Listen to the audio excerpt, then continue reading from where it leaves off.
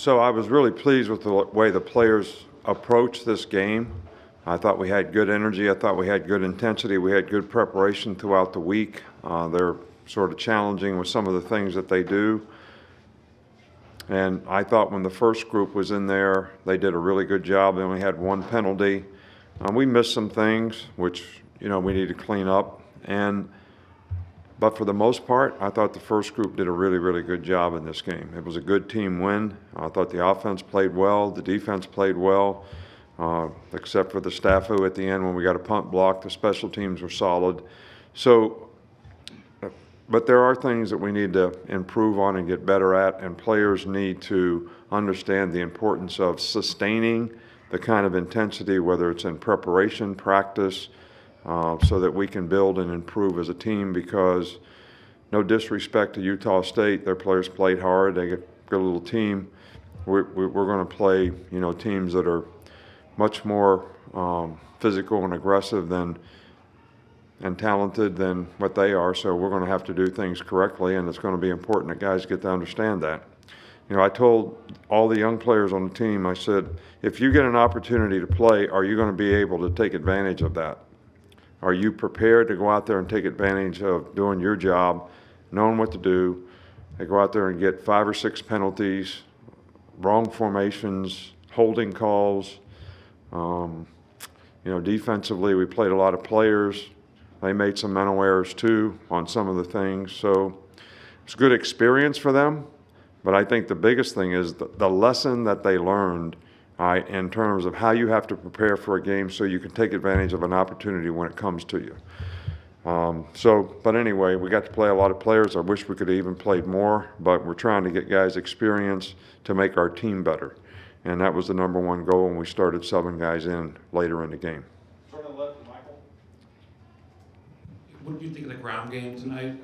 Bryce had 100 yards, Gibb set up a big play. What was your overall assessment of the ground game? I look at how we ran the ball more as, okay, we had an explosive run, Jahmyr Gibbs. Bryce had an explosive run on a scramble.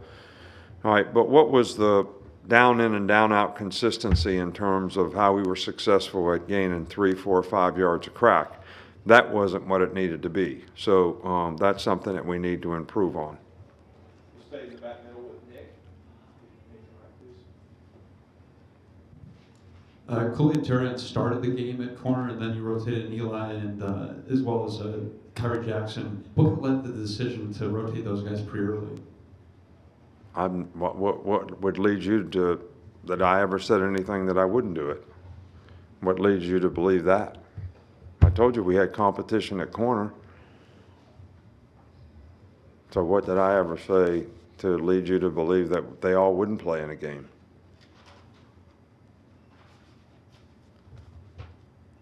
I'm just curious why you guys decided. Well, I'm curious too why you would think that you were surprised that they all played in a game, because I never said that they wouldn't all play in a game. I said there's a lot of competition at corner. I don't know who our best corners are, so we're going to play, so we played them all in a game to see who played the best. So I'm just curious to know why you would be surprised by that. I'm curious. You're curious. I'm curious. We're all curious. Okay, we'll go to Charlie. You're kind of sticking with that. With the guards, it maybe came as a surprise that Emil didn't start the game, but you did rotate both the left and right guards. Just how do you think all 3 of those guys played in the offense? Look, guys, you guys need to get off the depth chart a little bit, and forget about who started and who didn't. Emil missed 5 days of practice leading up to the game, and he only practiced 2 days. So we wanted to play him in the game, but he hadn't practiced a lot, so we didn't want to play him too much. And only fair to the other guy who started for the 5 days that he was out. So Emil's still the starting right guard. Now, if Emil didn't miss 5 days of practice, I'm not sure who would have started at left guard, because there's competition at every position, which is a good thing. My biggest issue, and this may be the last time you ever get one, my biggest issue on our whole team was the day the depth chart came out. So you may have seen the last one. You all may have seen the last one. Because that's all you worry about. We have competition on our team. We have good players. There's not just, I have, in my mind, 7 or 8 guys that can play winning football on the offensive line. I'm going to play them all.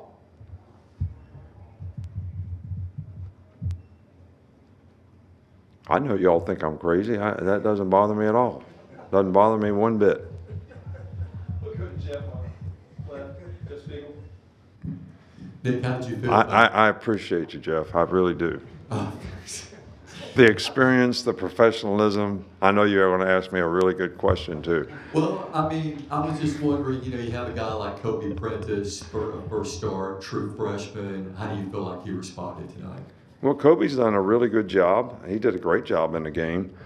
He's practiced really well. He's got an opportunity because JoJo got hurt a couple, 3 weeks ago, and he took advantage of it. He's a bright guy. He's got really good speed. He's got really good hands. He's exactly what we look for to play in the slot, and he's done a really, really good job. So, the freshman receivers got to play, 17, 19. Kobe Prentice, those 3 guys, 24 is playing receiver. All those guys, I think, can develop into being guys that can help us this year. And Kobe's the guy that got the opportunity because somebody got hurt, and he's certainly taken advantage of it and played very well. Go back over to Tony. Yeah, kind of on that note, how happy were you with the overall distribution with the receivers? You had 5 with at least 5 receptions and 3 with 2 touchdowns apiece. You don't really plan to throw the ball to a certain guy. The quarterback reads the defense, and then he's going to throw it one side or the other based on what the other team's doing. So you have no way to determine how many guys. It's kind of like basketball. Can you determine who's going to have the hot hand and who's going to score the most points? Different guys sometimes based on the way the other team plays. Well, the same thing happens at receiver. And I'm happy that everybody got opportunities. So from that standpoint, I'm very pleased and happy. But it's not like Bryce says, okay, I'm going to throw the ball to number 11 this time. I'm going to throw it to number 3 the next time. I'm going to throw it to number 7 the next time. I'm going to throw it to number 80 the next time. He reads the defense, and then he throws it to the guy based on what the defense does. So that's how the ball gets distributed. And we like for everybody to have production. I think that's a good thing. And it's good for their growth and development and confidence. Can we go in the middle here with Katie? Right here. You just kind of hit on Bryce a little bit, but I'm just kind of talking about how he was his first game back after the big season he had last year, and kind of how he was able to balance the run and pass today. Yeah, Bryce did a really good job in the game. I think if you ask Bryce, he would tell you that he missed a couple things in terms of reading guys where he might have had his read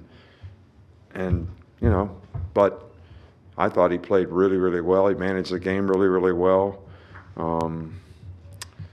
I should have helped him out calling timeout down there in the red zone because they were given a lot of blitz pressures, and we were trying to maybe change the protection or something to make sure we could pick up the blitz, and the shot clock got down there, and he didn't want to have a bad play, and we got timeout called one time. The next time we didn't. So, but anyway, I thought he played really, really well. He's prepared well. His leadership has been phenomenal in terms how he's helped other players around him grow and develop. So I can't be more pleased with his performance.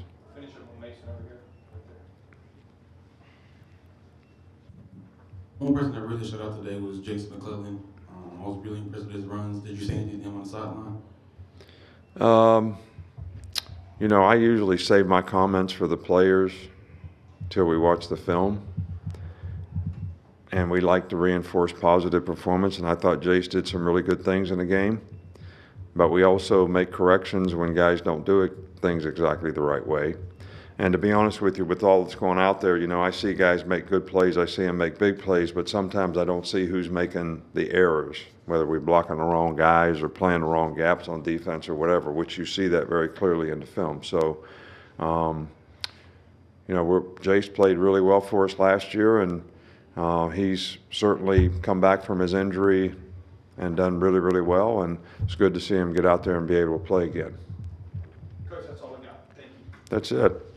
Like always, I'm a smile like I'm supposed to, say thank you.